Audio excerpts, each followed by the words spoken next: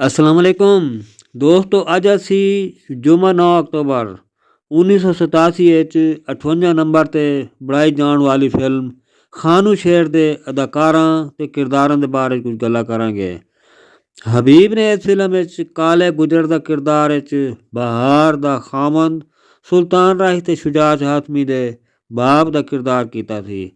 अदीब ने हाकू का किरदार किया सी। बहार ने साबरा के किरदार हबीब की बीवी ते सुल्तान राही ते शुजात हाशमी की मां का किरदार किया सी।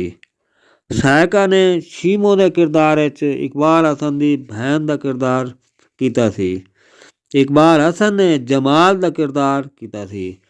ताया बरकत ने रमजानी के किरदार रिहान के नौकर का किरदार किया।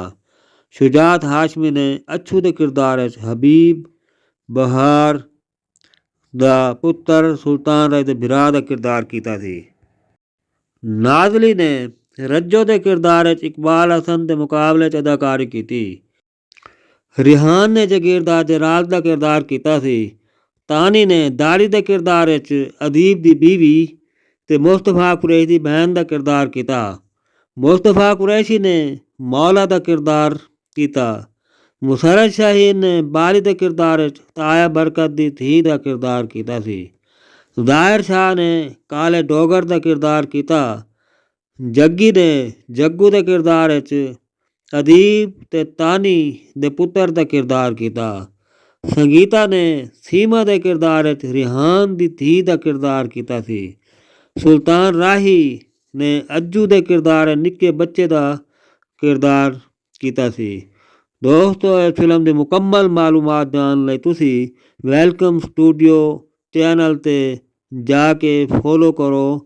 तुहानू उस चैनल ते हर फिल्म की मुकम्मल मालूमात गाणियां दे नाल तुहानू पूरी मालूमात मिलेगी।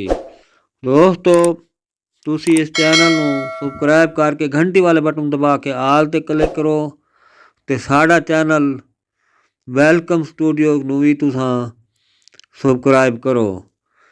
दोस्तों, ये सी फिल्म खानू शेर दे हल्की फुल्की मालूमात का वीडियो रिव्यू। किसी होर फिल्म की वीडियो के नाल असीं फिर मिलांगे। अपना बहुत सारा ख्याल रखना। माहर मुनीर नू इजाज़त दो। अल्लाह हाफिज़।